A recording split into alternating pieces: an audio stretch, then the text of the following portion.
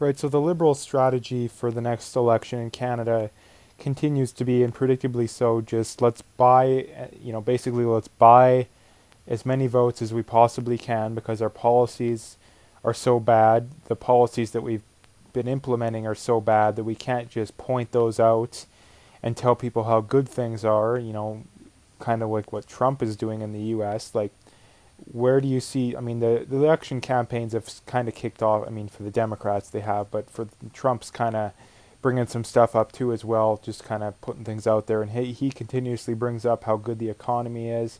Now, it's not as good as what he claims, but it's a heck of a lot better than what it was under Obama or even Bush.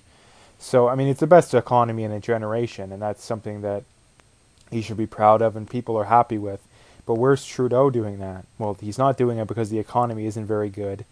I mean, the cost of living has gone way up. I mean, unemployment's not very well. I mean, cost of living is probably the biggest issue in Canada. I mean that's tied in with the carbon tax, and then that's tied in with immigration, everything. So the Liberal strategy, like I said off the start, is just run massive deficits and trust in Trudeau. I mean, this article here points out that Canadians no longer care about deficits, and Justin Trudeau seems to be right.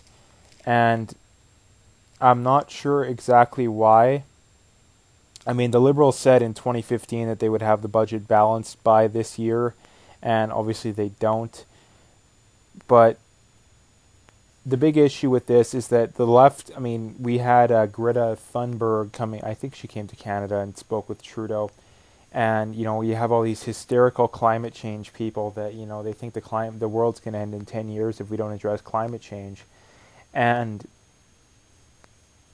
why don't they point out that deficits need to be cut then? Because a government running a deficit means that consumption, i.e. carbon output, is going to go up, and it's artificially high.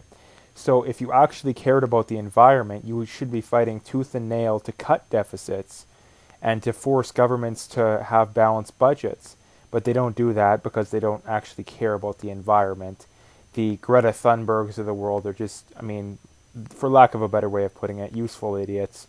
And the people at the top that are pushing it are just people that want socialism, but they know that they can't convince people by a rational debate on socialism, so they have to do crap like this. And that's basically what it comes down to.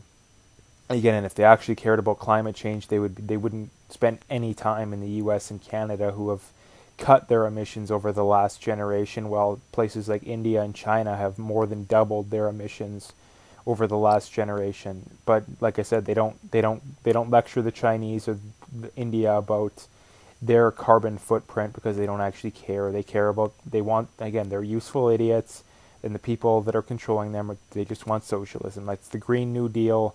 The guy who helped AOC write it admitted that the main goal is about implementing socialism. I mean, they even wrote in like reparations and stuff. Like, what does reparations have to do with climate change? Like I said, it has nothing to do with caring about climate change. Now, the thing that I can't stand is a lot of people in the middle that don't really agree with me on this, but they recognize the other side is wrong, is that they think that the other side has good intentions, so that they take them a lot more seriously than they should be. And the problem is that those people recognize that they're taken a lot more seriously than they should be, and it gets to their head. So let me stress this. Good intentions do not matter anything. If the outcome of what your intentions are, that's what matters. I mean, good intentions, maybe you take that a little bit into account, but again, does anyone on the left ever consider for any of Trump's policies whether or not he has good intentions? No, they don't, even though he does have good intentions.